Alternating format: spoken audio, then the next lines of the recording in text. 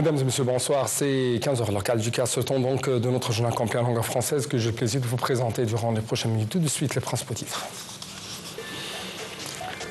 Le président de Fattah al-Sisi quitte le Koweït au terme d'une visite officielle de 2 jours.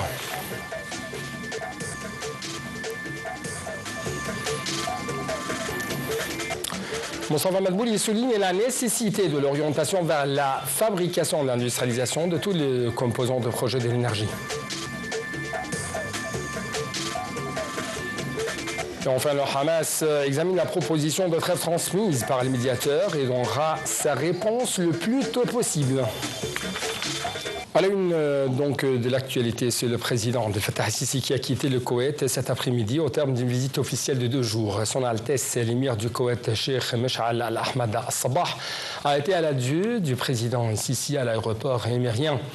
Avant son départ, le président al-Sisi s'est entretenu avec son Altesse, l'émir Cheikh Mesh'al Al-Ahmad Al-Sabah, au siège du Diwani émirien en présence des délégations de 2 pays. Les 2 leaders se sont également réunis en tête-à-tête et ils se sont accordés sur la nécessité d'aboutir à un cessez-le-feu immédiat dans la bande de Gaza, de poursuivre la libération des otages israéliens, d'autoriser l'accès des aides humanitaires en quantité suffisante pour les Palestiniens dans la bande de Gaza. Les 2 leaders ont également souligné leur plein soutien au plan arabe pour la reconstruction de la bande de Gaza.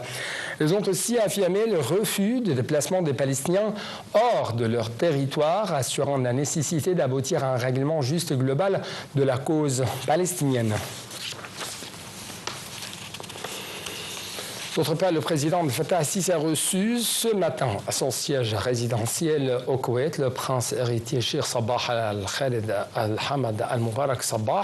Le prince héritier a exprimé que son pays entend promouvoir les relations bilatérales dans divers domaines. Le président Sisi a, sa part, remercié l'accueil chaleureux du peuple koweïtien et a assuré l'engagement de l'Égypte à renforcer les relations bilatérales, surtout dans les domaines de l'investissement et de l'économie. Le chef de la République a outre rendu hommage aux efforts déployés par le Koweït afin de répondre aux exigences économiques dictées par la vision de 2035. Quant au dossier, ou plutôt concernant les dossiers régionaux, les 2 leaders ont assuré la nécessité d'instaurer un cessez-le-feu dans la bande de Gaza et l'importance de permettre l'acheminement des aides humanitaires au secteur assiégé. Le président Sisi et le prince héritier ont demain réitéré le refus catégorique de toute tentative de déportation forcée des Palestiniens. Également, le président de Fattah al-Sisi a affirmé l'attachement continu de l'Égypte à renforcer la coopération avec le Koweït dans les divers domaines, insistant sur le rôle actif qu'assume la communauté égyptienne dans le soutien de la démarche de développement au Koweït, ce qui reflète les forts liens entre les 2 pays frères. Le président Sisi s'est de même exprimé lors de sa rencontre ce matin au siège de sa résidence au Koweït avec le cheikh Fahd Youssef Saoud Al-Sabah, premier ministre koweïtien par intérim.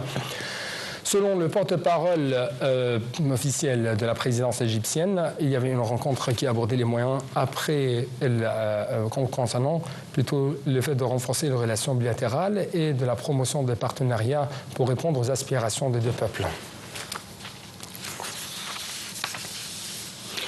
A rappeler que les relations entre l'Égypte et le Koweït sont marquées par une coopération historique, stratégique, mais aussi multidimensionnelle. Ces 2 pays arabes entretiennent des liens solides sur les plans politiques, économiques, culturels, mais aussi militaires. Les relations entre l'Égypte et le Koweït sont marquées par une coopération historique, stratégique et multidimensionnelle.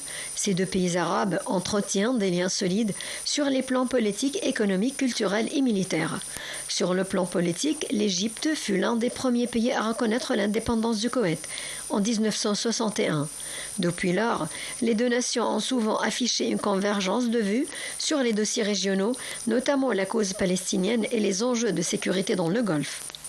Pendant la guerre du Golfe en 1990, l'Égypte a fermement soutenu le Koweït contre l'invasion irakienne, envoyant même des troupes dans la coalition internationale. En retour, le Koweït a soutenu l'Égypte politiquement et financièrement. Sur le plan économique, les relations sont également très développées. Le Koweït est l'un des principaux investisseurs arabes en Égypte. Il finance de nombreux projets dans les domaines des infrastructures, de l'agriculture, de l'énergie et du logement. Le Koweït a accordé plusieurs milliards de dollars à l'Égypte sous forme de prêts, dons et investissements, participant ainsi à la stabilité économique du pays. La coopération culturelle et sociale entre les deux pays est aussi importante. Des milliers d'expatriés égyptiens travaillent au Koweït dans divers secteurs, notamment l'éducation, la santé et la construction. Cette présence contribue au rapprochement entre les deux peuples. En somme, les relations entre l'Égypte et le Koweït reposent sur un partenariat stratégique et une volonté commune de stabilité régionale, de développement économique et de solidarité arabe. Sur le plan local, le Premier ministre Dr Moussaf Madbouli a souligné la nécessité de l'orientation vers la fabrication en Égypte de tous les équipements et les composants des projets de l'énergie. Dr Madbouli s'est exprimé lors de sa visite au parc éolien à puissance de 650 MW. Et ça se trouve dans la ville de Ras Gharib, dans le gouvernorat de la Mer Rouge. Au début de sa visite dans le parc éolien, Madbouli a inspecté la salle de contrôle et de surveillance et la salle de transformateur où il a écouté une présentation de PDG de la Société de la Mer Rouge pour l'énergie éolienne. Selon ce dernier, ce projet est situé à 40 km du nord-ouest de Ras Gharib et s'étend sur une superficie de 70 km². Il fait part du plan du gouvernement égyptien visant à profiter du vent, une parfaite ressource renouvelable de l'énergie dans le golfe de Suez. Le président de l'Organisme général de l'information, Diar Rachouane, a assuré que l'Égypte et le Qatar déployaient inlassablement tous les efforts nécessaires pour sauvegarder l'intérêt de la cause palestinienne, tout en soulignant que les négociations de cessez-le-feu à Gaza témoigneront un revirement positif grâce aux efforts de médiation effectués par le Caire et Doha. Rachouane a assuré que le président américain Donald Trump connaît que les Israéliens ont augmenté le plafond de leurs exigences au cours des négociations. Le chef de l'organisme de l'information de l'Égypte a indiqué également que le président Trump veut visiter la région après la fin de la guerre, au cours de laquelle il a donné pleinement l'occasion aux Israéliens pour libérer leurs détenus. Cependant, il a mentionné que ce délai est arrivé à son terme. Rachouane a en outre souligné qu'il s'attendait à une réponse rapide de la part du Hamas à la proposition israélienne.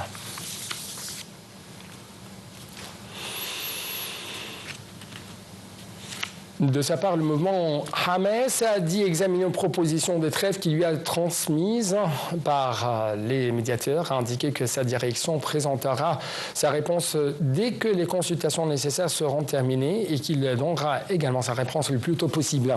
Le Hamas a insisté à ce que tout accord doit inclure en premier lieu l'échange des détenus et des étapes concrètes pour la reconstruction de ce que la colonisation israélienne a détruit, outre la levée du blocus imposé contre la bande de Gaza. Le mouvement palestinien a réitéré sa position ferme concernant la mise en application d'un cessez-le-feu permanent et le retrait total des forces d'occupation de la bande de Gaza. De sa part, le secrétaire général de l'ONU, Antonio Guterres, a exprimé son inquiétude envers l'attaque israélienne de l'hôpital civil d'Al-Ma'madaniya dans la bande de Gaza, ce qui a causé de grands dégâts au système sanitaire dans la bande de Gaza déjà détérioré.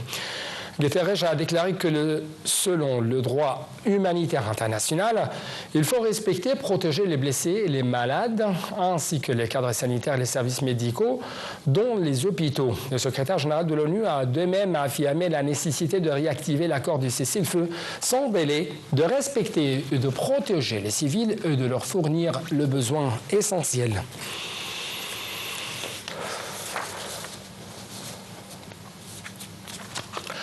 Une source responsable au port terrestre de Rafah, dans le gouvernorat du Sinaï du Nord, a déclaré que le côté égyptien du terminal était toujours ouvert pour le 29e jour consécutif, et ce, pour l'arrivée des blessés et des malades palestiniens, afin de recevoir le traitement des soins médicaux nécessaires.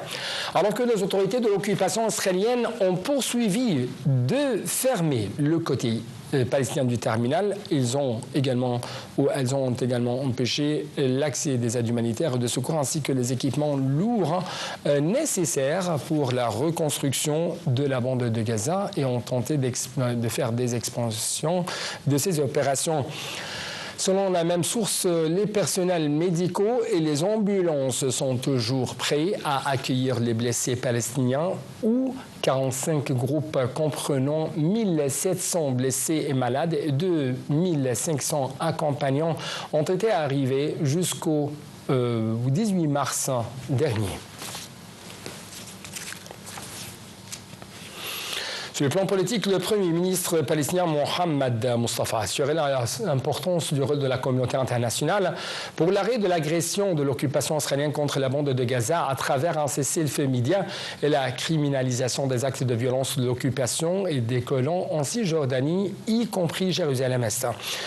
En marge du dialogue euro-palestinien tenu à Luxembourg, Mohamed Mustafa a tenu des rencontres avec un nombre des ministres des Affaires étrangères de l'Union européenne, au cours desquelles il a insisté sur l'importance d'exercer des pressions sur le côté israélien pour lever le blocus et pour ouvrir les terminaux et quand même pour permettre l'acheminement des aides humanitaires. Le président syrien Ahmad Al-Shara effectue aujourd'hui sa première visite officielle au Qatar depuis son arrivée au pouvoir en décembre dernier. L'émir du Qatar avait été fin janvier le premier chef d'État à se rendre à Damas depuis l'éviction d'Al-Assad, l'État du Golfe qui s'est engagé à soutenir la réhabilitation des infrastructures syriennes déjà dévastées par la guerre civile, avait annoncé qu'il fournirait à la Syrie 200 mégawatts d'électricité et on augmenterait progressivement la production.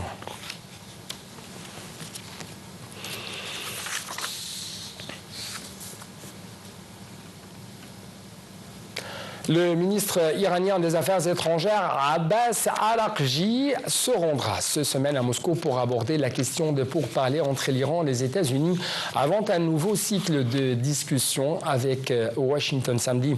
Avant ce nouveau cycle de pourparlers, Abbas Araghchi se rendra à Moscou en fin de semaine. C'est ce qu'indiquait hier le porte-parole de la diplomatie iranienne, Ismail Baghai, ajoutant que cette visite serait l'occasion d'aborder les derniers développements liés aux négociations. Les détails tout de suite dans ce reportage.